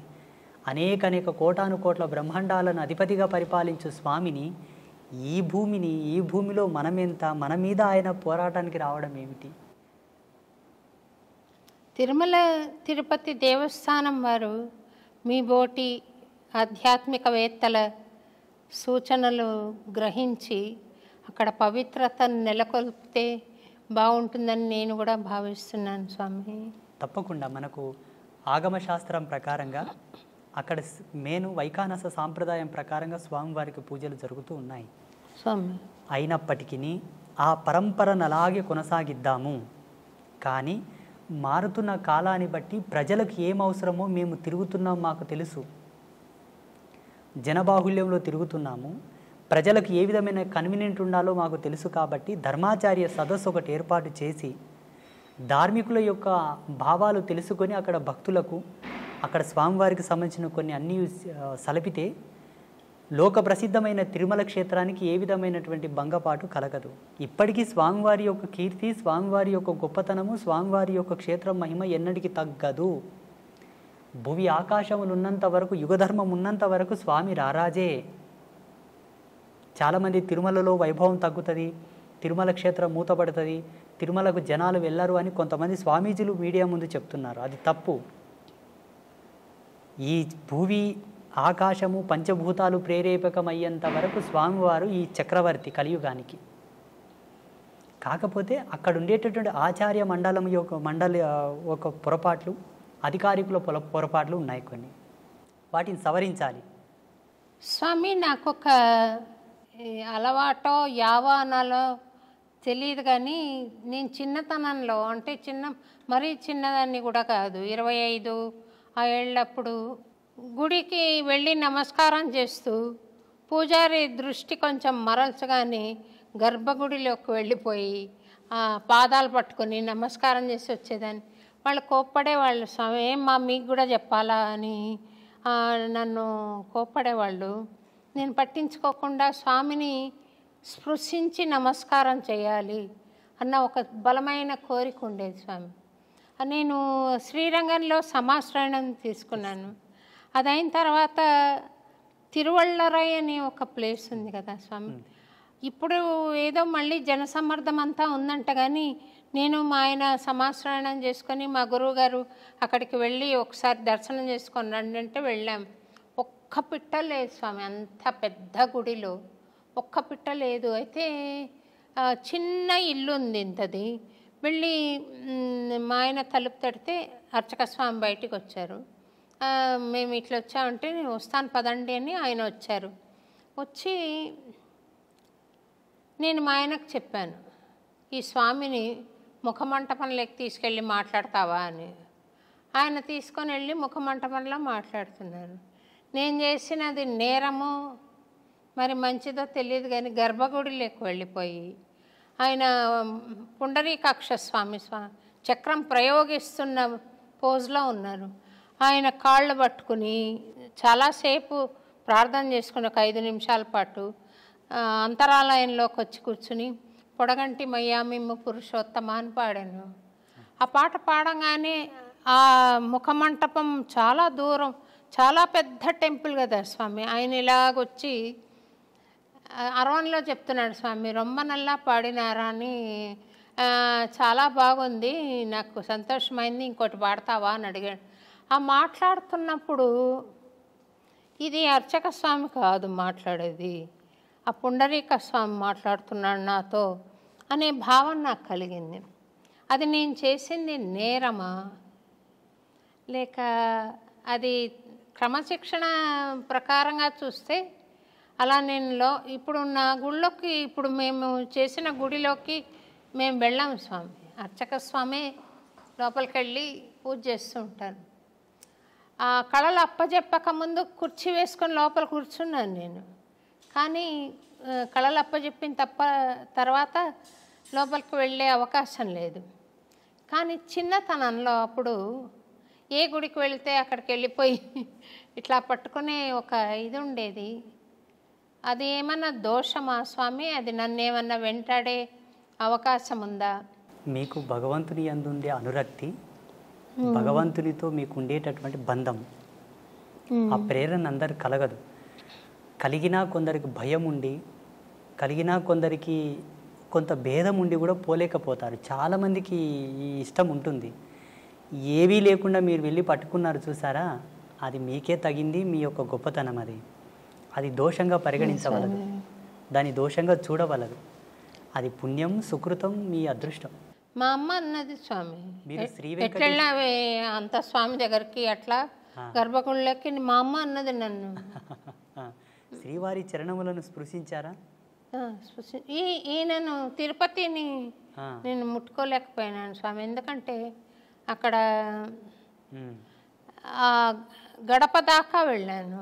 అవును, అది మహాభాగ్యమే, చాలా సుకృతం, అది అదృష్టం. అది గడప దాకా వెళ్ళి స్వామిని పాడుకున్న సందర్భం ఉంది. ఆ బంగారు వాకిల్లో కూర్చుని స్వామిని చూస్తూ పాడిన చాలా ఏళ్ల క్రితం. ఇప్పుడు ఆ అవకాశం అక్కడ తీసేశారు. తర్వాత గర్భగుడి లోపలికి వెళ్ళలేదు, కానీ అంచులలో నిలబడి స్వామిని దర్శించిన అవకాశం, మహద్భాగ్యం ఉంది స్వామి.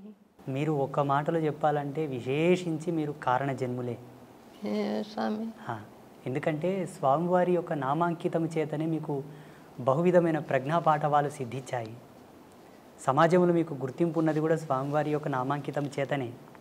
అన్నమాచార్యుల వారి యొక్క సంకీర్తనలను ఇప్పటికీ డాక్టర్ శోభారాజు గారే ఒక అంబాసిడర్గా ఉన్నారు అంటే ఆ క్రెడిట్ మీకే దక్కింది కదా స్వామి. సంతోషం. ఇప్పుడు ఎవరిని గొప్ప వాళ్ళని ఎవరిని అడిగినా సోషల్ మీడియా మాధ్యమంగా కూడా మిమ్మల్ని చూడాలనుకున్నప్పుడు స్వామివారి సంకీర్తనతోనే చూడాల్సి వస్తుంది. అది మీ అదృష్టం అమ్మా, మీ సుకృతం. సంతోషం స్వామి. ఈ అన్నమాచార్య భావనావాహిని పక్షాన మేము తరగతులు నిర్వహించడం, కార్యక్రమాలు ఇవ్వడం, ఉపశమన సంకీర్తనం అని ఎవరన్నా బాధలో ఉంటే మా ఖర్చులతోటే వెళ్ళి పాడడం అక్కడ. తర్వాత సంకీర్తన ఔషధం అని ఇలాంటి కార్యక్రమాలు చేస్తూ వస్తున్నాను స్వామి. ఇంకేదైనా స్వామి నాకు చెప్పాలనుకున్నది, ఇది చెయ్యి అని చెప్పాలనుకున్నది ఏదైనా ఉందా స్వామి? ఒక చిన్నది మీకు బాధ్యతగా మిగిలిపోయి ఉన్నది, ఒక్క కార్యం మిగిలిపోయి ఉన్నది, అది మీకు సెలవిస్తాను నేను. స్వామివారి ప్రేరేపకముగా అన్నమాచార్యుల వారి యొక్క ఆదేశానుసారంగానే నేను మీకు ప్రబోధం చేస్తాను. అది మీరు చేయగలరు, ఇక్కడే చేయొచ్చు, ఇక్కడ చేస్తారు. అది త్వరలోనే జరిపించేద్దాము. నేను ఉంటాను. మీరు వస్తారా స్వామి? సంతోషం స్వామి. నేను సర్వదా మీకు విధేయుడనే. మీ భావానికి, మీ యొక్క గుణగణమునకు నేను దగ్గరగానే ఉన్నాను. మీరు సంకీర్తనాలాపనతోటి భగవంతుని చేరుతున్నారు, మేము యోగ తపస్సుతోనే చేరుతున్నాము. మీదును మాదును ఒకే ప్రయాణమే. ప్రయాణంలో వాడుతున్న వాహనములు వేరు, ప్రయాణం ఒకటే. మీరొక వాహనంలో, మేము ఒక వాహనంలో వస్తున్నట్టు లెక్క. ఇద్దరి గమ్యం ఒకటే. మీకు చాలా దగ్గరగా ఉన్నాము. ఆ రోజు రాకపోవడానికి కారణం జగదంబ, ఈరోజు రావడానికి కారణం కూడా అమ్మ స్వామివారే. ఇక్కడ మీరు కొంత బాధపడి ఉన్నమాట నాకు అర్థమైంది. స్వామి ఎందుకు రాలేదు, గురువుగారు ఎందుకు రాలేదు అని మీరు కొంత మతన పడ్డమాట వాస్తవమే. నేను నిమిత్త మాత్రుని. ఇప్పటికీ నేను అంబాత్రయ క్షేత్రంలో మా శిష్య బృందానికి అంతా చెప్తుంటాను, నేను నిమిత్త మాత్రుని. నా ఫోటో ఎక్కడ ఫ్లెక్సీలో వేయకండి, ఎక్కడ కూడా నా గుర్తింపు రాకుండా చూడండి అంటాను. వాళ్ళు వినరు. వినకనే అక్కడక్కడ కొన్ని ఫ్లెక్సీలలో ఫోటోలు వేస్తారు. నేను ఆ ఫోటోను చూడను, తలదించుకుంటాను. నాకు స్వయం ప్రకటితం ఇష్టం ఉండదు. అదే తపస్సు తగ్గుతుంది, అక్కడ తపస్సు క్షీణం అవుతుంది. స్వయం ప్రకటితం తపక్షీణం. మేము ఎక్కువ అద్దంలో ముఖం కూడా చూడకూడదు. మా భృకుటిని మేమే దర్శించిన ఎడల మా యోగ మహిమ తగ్గుతుంది. ఏదియూ అడిగి తీసుకోకూడదు, మా తపస్సు క్షీణం అవుతుంది. కోరడం మాకు ధర్మం లేదు, అడగడం మాకు హక్కు లేదు, మాకు మేముగా ప్రమోట్ అవ్వడం కూడా మాకు ఇష్టం లేదు, ఉండకూడదు. అది నిషిద్ధం. నిరాడంబర తత్వంతో ఉండిన ఎడల మేము అనుష్ఠానము చేయకపోయినా మా తపస్సు పెరుగుతూ ఉంటుంది, ఆటోమేటిక్గా అప్డేట్ అవుతూ ఉంటుంది. సంగీత క్యాసెట్స్ అని ఒక కంపెనీ ఉండేది స్వామి, దానికి నేను పాడేదాన్ని డివోషనల్స్. వాళ్ళు మీ పిక్చర్ ఇవ్వండి, ఇందులో వేస్తామన్నారు. నా పిక్చర్ వద్దు, అన్నమాచార్య బొమ్మ వేయండి అని చెప్పాను. అంటే అప్పటి నా ఆలోచన ప్రకారం అది చెప్పాను నేను. చెప్తే మీ మీద ప్రేమతో మేము అడగట్లేదమ్మా పిక్చర్ ఇవ్వమని, మాకు వ్యాపారం కావాలి, మాకు తప్పకుండా ఉంటే తప్ప ఫలానా సింగర్ అని మాకు ఉంటే తప్ప మాకు వ్యాపారం జరగదు అని అన్నారు. అయినా నేను ఆ క్యాసెట్ పిక్చర్ ఇవ్వకుండానే విడుదల చేశారు. తర్వాత వాళ్ళు పట్టుబట్టి అది వేశారు. కానీ నాకు వాళ్ళ ఆంతర్యంలో ఒక కారణం, ఒక హేతుబద్ధంగా ఉంది అని అనిపించినది ఏమంటే, ఇప్పుడు మీరు త్రికరణ శుద్ధిగా చేస్తున్న సేవ అంబత్రయి క్షేత్రంలో ఉత్తరోత్తర వస్తారు స్వామి, తప్పకుండా వస్తారు. వాళ్ళు చెప్పుకున్నా మనకు నష్టం లేదు, మీ సంకల్పానికి నష్టం లేదు. ఈ క్షేత్రం మేమే పెట్టాము, స్వామికి జ్ఞానబోధన నేనే చేశానని చెప్పే వాళ్ళు కూడా వస్తారు, ఉంటారు కొంతమంది. అట్లా మీ క్షేత్రం గురించి నేను మాట్లాడటం భావ్యం కాదేమో, కానీ ఉంటారు అలాంటి వాళ్ళు ప్రతి దగ్గర. అది అరికట్టడానికి ఈ సంస్థ ఫలానా వాళ్ళ ద్వారా, ఇప్పుడు రామకృష్ణ మిషన్ అంటారు, ఆయన రామకృష్ణ మిషన్కి ఆయన బొమ్మ వేసినా పేరు పెట్టినా ఆయనకు చెందదు. ఇప్పుడు అయినా కూడా పెడతారు. ఎందుకనంటే ఆ మహానుభావుడి ద్వారా సాగుతున్న ఆదిమూలం ఆయన అన్నట్టు సాగుతూ ఉంటుంది. అందుకని అయినా మీరు ఆ ఫ్లెక్సీల్ని మన్నించాలి అని నేను కోరుకుంటున్నాను స్వామి. అదే దశకంలో నడుస్తుంది. నేను ఇష్టపడకపోయినా వాళ్ళు మీరు అన్నట్టుగానే భావించి చేస్తున్నారు కార్యక్రమాలు. ఎక్కువగా ఎందుకో శ్రద్ధ కలగదు అందుపైన. అది మనసులో అంకురం నాటుకుపోయింది, జాడ్యం పట్టుకుంది బాగా, మక్కిలి పోదు, ఆ వైరాగ్య చింతనలు పోవు. వాళ్ళు ప్రేమతో ఏదైనా వండి తెచ్చినా తిన్నామన్నా ఆ నాలుక కోరదు. అలాగే కుక్కుకుంటాను బలవంతంగా, అన్ని 2 ముద్దలు తినేస్తాను. ఇప్పుడు నాదేం తప్పు లేదు, అందున్న జీవుడు అందుకు అలవాటు పడిపోయాడు. ఈ దేహాన్ని ధరించుకొని ఉన్న ఆ జీవుడు అందుకు అలవాటు పడిపోయాడు. అలా వారిస్తూ ఉంటాను వాళ్ళని. చూడండి, ఇది లోక కళ్యాణం కొరకు స్థాపితమైన క్షేత్రము, ఆడంబరాల కొరకు స్థాపన కాలేదు అని వాళ్ళని అట్లా వారిస్తూ ఉంటాను. ఎందుకంటే వాళ్ళలో కూడా జాగరూకత ఉండాలని, ఆ భద్రతా భావం ఉండాలని, ఎక్కడ కూడా ధర్మాన్ని తప్పొద్దు, ఇది ఆడంబర క్షేత్రంగా మనం క్రెడిట్ కావద్దు అన్న ఒక భావన. ఎద్దులని ఎప్పుడెప్పుడు అలిస్తూ నాగలి సాటిగుండా పోయేటట్టు ఎలా అలిస్తాడో రైతు, అలాగనమాట. వేస్తారు వాళ్ళు, ఫోటో వేస్తారు.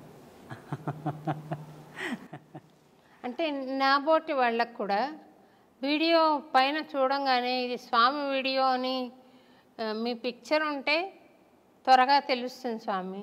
వాస్తవంగా ఇప్పటి వరకు ఆ యూట్యూబ్ ఏంటి, దాంట్లో ఏం పెడుతున్నారు ఇంతవరకు నేను చూడలేదమ్మా, నాకేమీ తెలియదు. మంచి విషయాలు వచ్చాయి స్వామి, మీరు చెప్పడం మూలాన చాలా మంచి విషయాలు బయటికి వచ్చాయి. కొన్ని దుర్మార్గాలను కూడా మీరు నిరసించారు, ఇది కరెక్ట్ కాదని.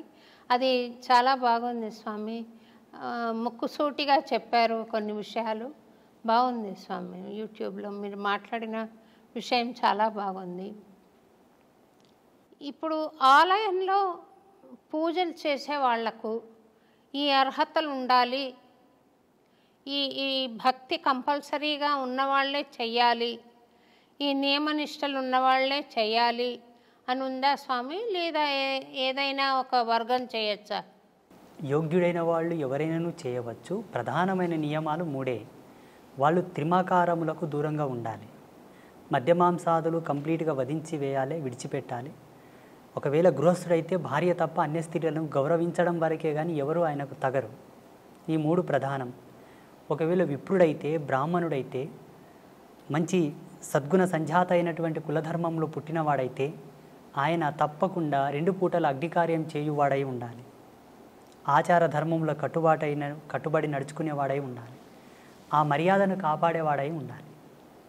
విప్రుడైతే నిమ్న వర్గాల వాళ్ళు ఎవరైనాను భగవత్ కైంకర్యము చేయవచ్చు, మద్యమాంసాదులు సేవించకూడదు, ఆచార ధర్మాన్ని కట్టుబడి ఉండాలి, సదాచారం పాటిస్తూ ఉండాలి, శాంత స్వభావి, ముక్కోపి అయి ఉండకూడదు, కోపం ఎప్పుడూ ఆయనకు తగదు.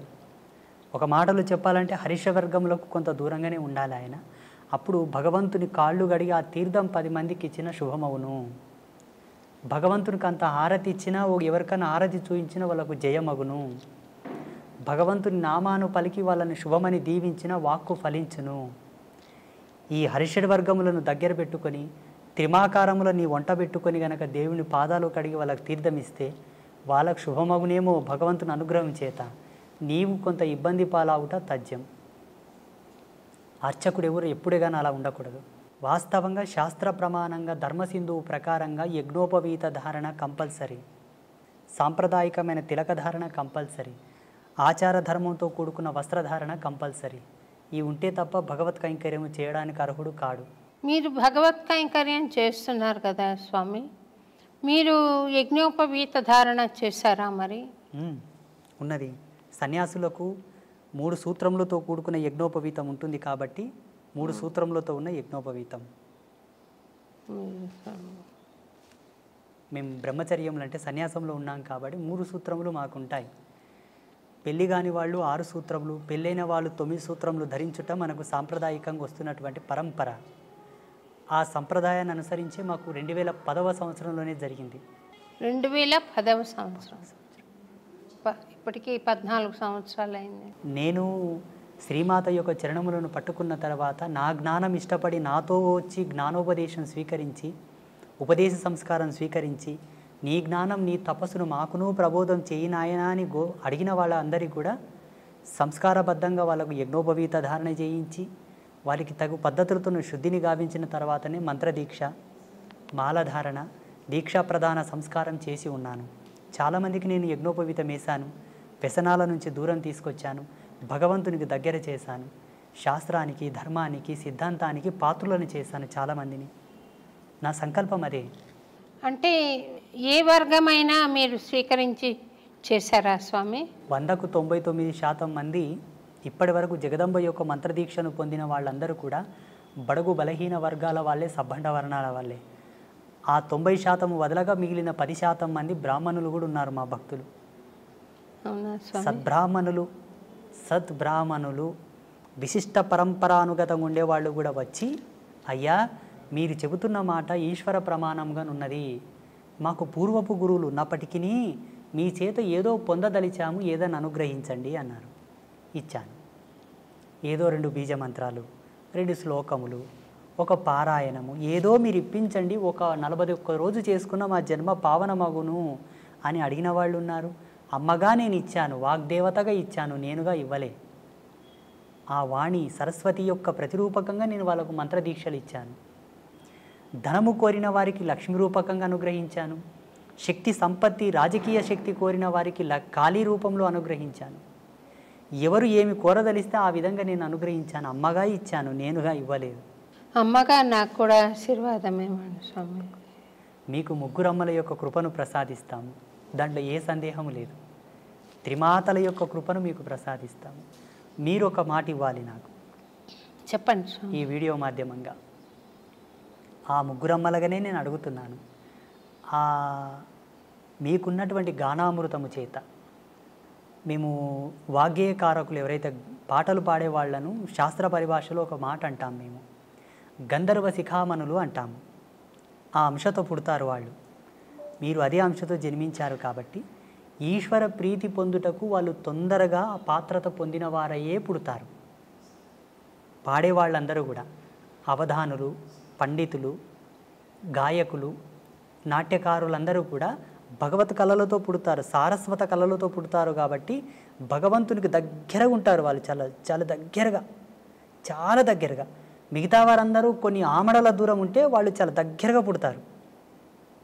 అలా టచ్ అయిపోవడమే ఉంటుంది. అలా అయితేనే ఆ అంశతో పుడతారు. ఆ గొంతులో ఆ గానం అనేది ఆలాపన అవుతుంది. అంతటి సారస్వత సామ్రాజ్యంతో జన్మించినప్పటికీ కూడా కొంతమంది ట్రెండులో పడిపోయి, సోకాళ్ళు మాయలో పడి, బొట్టు పెట్టుకోకుండా కాళ్ళకు చెప్పులు వేసుకొని రకరకాలుగా భగవంతుని పాటలు పాడుతున్నారు చూసారా, అది కొంత నిషిద్ధం. నీవు నార్మల్ సాంగ్స్ పాడేటప్పుడు ఎలాగైనా పాడు, భగవంతుని గానము మీరు ఆలాపించేటప్పుడు కొంత సాంప్రదాయికత, ఆ విలువను కాపాడాలంటే. అక్కడ స్వామివారి యొక్క లీలను మనం పాడుతుంటాము, గొప్పతనాన్ని చెబుతుంటాము. కాబట్టి ఎవరైతే ఈ యొక్క గానము యొక్క మర్యాదలను కాపాడుతూ ఆ సారస్వత కళలను ఆలాపిస్తుంటారో వాళ్ళు భగవంతునికి ఐక్యం అవడం తథ్యం.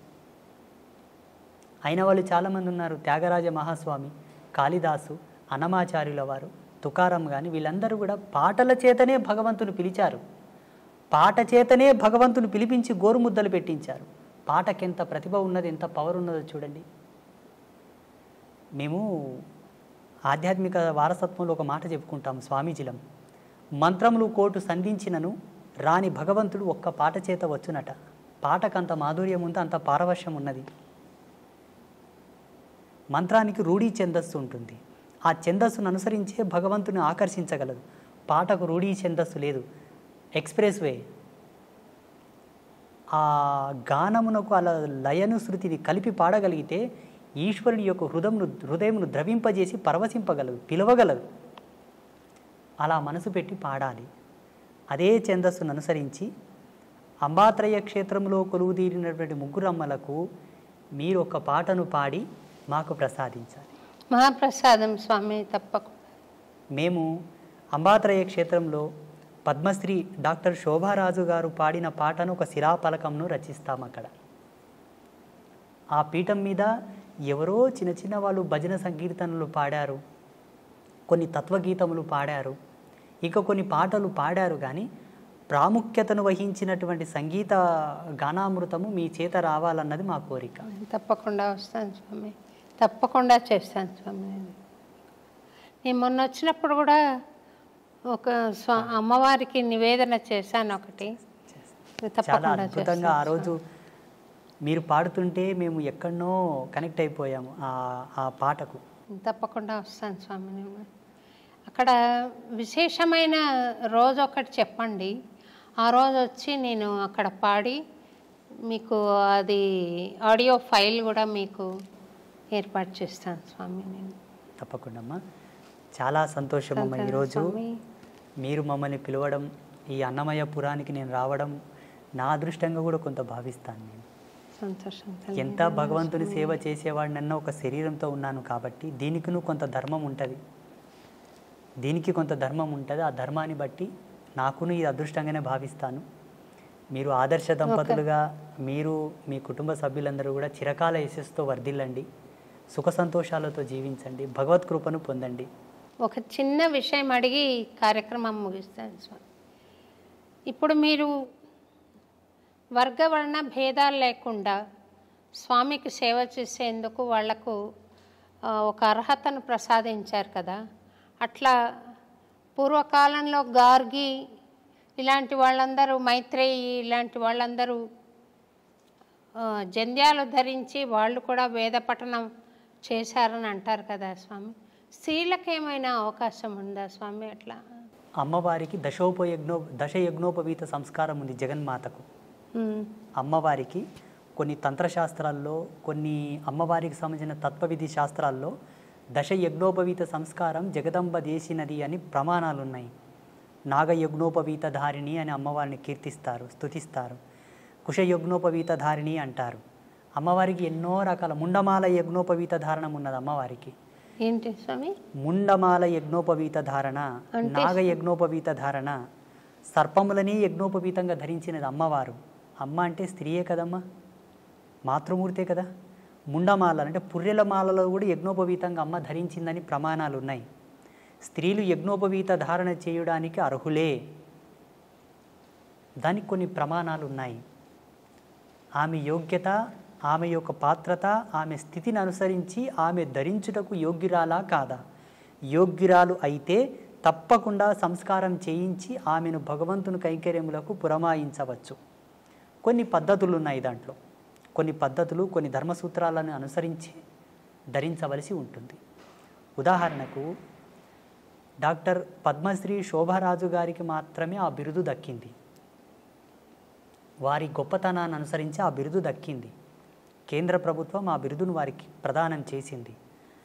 చాలామంది పాటలు పాడేవాళ్ళు ఉన్నారు, భగవంతుని కీర్తనలు పాడేవాళ్ళు ఉన్నారు, అందరికీ ఆ ప్రతిష్ట రాలేదు. అందరిలో మిమ్మల్ని గొప్పవారిగా గుర్తించి అది ఇచ్చారు మీకు ప్రదానం. అలాగే యజ్ఞోపవీత సంస్కారం కూడా అర్హత కలిగిన వాళ్లకు చేయవచ్చు, మహిళలు కూడా చేసుకోవచ్చు. మీరు చెప్పినటువంటి గార్గి కానివ్వండి, మైత్రేయి కానివ్వండి, వీళ్ళందరూ కూడా అట్టి ప్రమాణాన్ని అనుసరించే ధరించి వేదాంత సంభాషణ చేశారు. సంతోషం స్వామి. మీరు మహబూబ్ నగర్లో చాలా దూరం నుండి 4 గంటలు ప్రయాణం చేసి పాలు మటుకు తీసుకుని ఇంత దూరం వచ్చారు. మిమ్మల్ని ఉపవాసంలో పెట్టి ఇంతసేపు మాట్లాడించినందుకు క్షమించమని చెప్పి కోరుతూ, ఎన్నో అద్భుతమైన విషయాలు తెలియజేసినందుకు మీకు అన్నమాచార్య భావనావాహిని పక్షాన అలాగే ఐ డ్రీమ్స్ వాళ్ళ తరఫున మీకు అనేక కృతజ్ఞతలు తెలుపుకుంటూ మా పట్ల ఎప్పుడూ దయ కలిగి ఉండండి అని, మమ్మల్ని ఆశీర్వదిస్తూనే ఉండండి అని, వీలున్నప్పుడల్లా ఈ ప్రాంతానికి దయచేయండి అని చెప్పి అంబత్రయి క్షేత్రంలో కూడా సేవ చేసుకునే భాగ్యం కలిగించండి తప్పకుండా అని కోరుతూ నేను సెలవు తీసుకున్నాను. శ్రీమాత్రే నమః. శుభం భవతు. స్వామి, మీరు వరం ఇస్తామన్నారు దయతో. నేను అడగాలనుకున్న కోరిక ఏంటంటే, మీరు దయచేసి ఒక చిన్న పాట ఏదైనా స్వామికి నివేదన చేయండి. మాకు సన్యాస పరంపరలో ఒక నియమం ఉంటుంది, కొన్నిటికి మేము ఇవ్వకూడదు అనమాట. అట్లా బట్టి అది కేవలము మా పీఠంలో ఎవరైతే ఆరాధ్య దేవత ఉంటుందో అక్కడ మాత్రమే అది. అమ్మవారిని భావన చేసి పాడండి స్వామి. సర్వదా ఆమె నా భావనలోనే ఉంటుంది, అట్లేం లేదు. కాకపోతే కొంత నియమం అది. అంతే. పాడకూడదని కాదు, పాడరాదని కాదు, కానీ అమ్మ యొక్క ఆదేశం అనుకోండి. అక్కడ కొంచెం దయచేసి ఈ విషయంలో మీరేం తప్పు అని. ఒక చిన్నదనండి స్వామి, ఇది అంబత్రయి క్షేత్రమే అనుకోండి స్వామి. తప్పకుండా అమ్మనే ఇక్కడ నాకు కనిపించింది. అదే ఆర్తితో అమ్మకు ఒక చిన్న పాట అనండి స్వామి. అదే దీక్షను మళ్ళీ ఇంకా మీరు విరమించవద్దు, ఒక చిన్న పల్లవి ఒకటేనండి. ఆ ఆర్తిని నా పాటగా మీరు ఒకసారి మీరే చెప్పండి ప్రేక్షకులకు. మీరు ఒక చిన్న మాట మీరు చెప్పండి. అంబికే జగదంబికే అభయాంబికే మదంబికే, అంబికే జగదంబికే అభయాంబికే మదంబికే, పాహి పాహి పాహి కరుణాం దేహి దేహి దేహి, పాహి పాహి పాహి కరుణాం దేహి దేహి దేహి.